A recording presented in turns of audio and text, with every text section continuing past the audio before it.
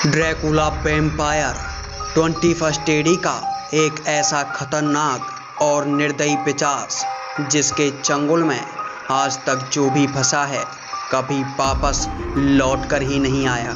आखिर कौन था ये ड्रैकुला जिसका खौफ 21वीं सदी के शुरुआत तक रोमानिया में इतना था कि वहाँ के लोग डर के साये में जीने के लिए मजबूर हो चुके थे। आइए जानते हैं 21वीं सदी के सबसे खतरनाक और निर्दयी पिशाच की अनसुनी कहानी के बारे में। आप देख रहे हैं बैक हॉरर केपी चौधरी के साथ। इस वीडियो की शुरुआत में ही आपको बता दूं कि 15वीं शताब्दी में ड्रैकुला नाम का एक शख्स इस दुनिया में वास्तव में एग्जिस्ट करता था, लेकिन ये कोई वैम्पायर नहीं था और ना ही कोई खतरनाक पिशाच, बल्कि ड्रैकुला 15वीं शताब्दी में रोमानिया का राजकुमार बना था और इसका असली नाम था ब्लाक द थर्ड। लेकिन रोमानिया के लोग इसे ड्रैकुला के नाम से ही जानते थे और इस राजा ने भी अपने कई सारे दस्तावेजों पर ब्लाक ड्रैकुला के नाम से साइन किए थे। इस राजकुमार को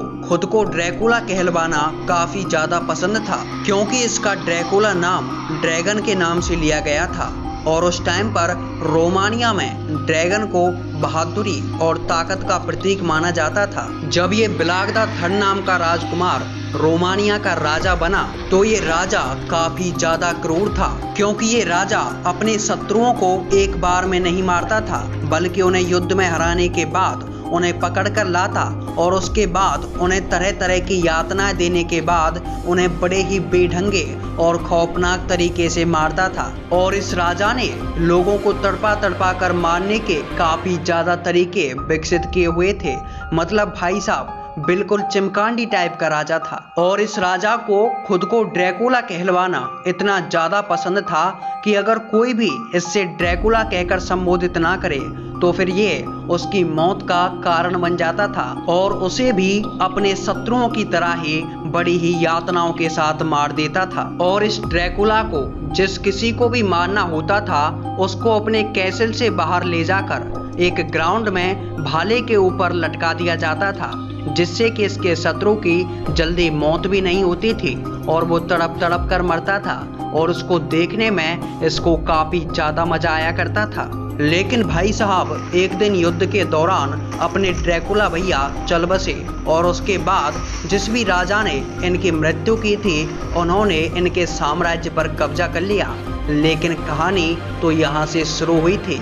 ड्रैकुला की मृत्यु के कुछ ही दिनों के बाद इनके राज्य में लोगों की मृत्यु होने लगी और जब उनकी मृत्यु के बाद उन लोगों को देखा जाता था तो पता चलता कि मरने वाले के शरीर में एक भी बूंद खून बाकी नहीं बचा है। और जब इसी तरह से लोग उस राज्य में मरते रहे तो उस राज्य में एक बड़े से वैम्पायर को देखे जाने के दावे किए जाने लगे और उसके बाद लोगों ने यह कहना शुरू कर दिया कि अब ड्रैकुला वैम्पायर बन चुका है और अब वो राजा शायद ही किसी को जीवित छोड़ने वाला है। और जिस कैसल में ड्रैकुला रहा करता था उस कैसल में ड्रैकुला वैम्पायर के देखे जाने की किस्से कहानियां शुरू हो गईं और ये खौफ 21वीं सदी तक चलता रहा। और 21वीं सदी की शुरुआत में जब राजाओं के राज्य समाप्त हो गए और टेक्नोलॉजी थोड़ी ज्यादा बढ़ी तो ड्रैकुला वैम्पायर के उस कैसल को एक बड़ा सा टूरिस्ट प्लेस बनाने के लिए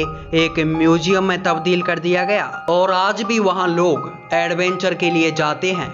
लेकिन उस म्यूजियम में ये साफ साफ लिखा हुआ है कि शाम होने के बाद इस म्यूजियम के अंदर रुकना बिल्कुल मना है। और आगे की कहानी यहीं से शुरू होती है जो मुझे भेजी है जयपुर के रहने वाले रितेश जैन जी ने। और ये कहानी 4 दोस्तों की है जो इसमें घूमने के लिए जाते हैं और उसके बाद उनके साथ क्या होता है पता चलेगा आपको इस वीडियो के अगले भाग में। तो उन 4 दोस्तों की कहानी को जानने के लिए इंतजार कीजिए इस वीडियो के अगले पार्ट का, ताकि आपको पता चल सके कि आखिर उन 4 दोस्तों के साथ ऐसा क्या हुआ था कि उनके ऊपर एक डेडिकेटेड वीडियो बनानी पड़ रही है। तो आज की वीडियो में बस इतना ही। कमेंट जरूर करना कि आप कहां से मेरी स्टोरीज देख रहे हैं, ताकि मुझे पता चल सके कि कहां से लोग मेरे परिवार के साथ जुड़ते जा रहे हैं।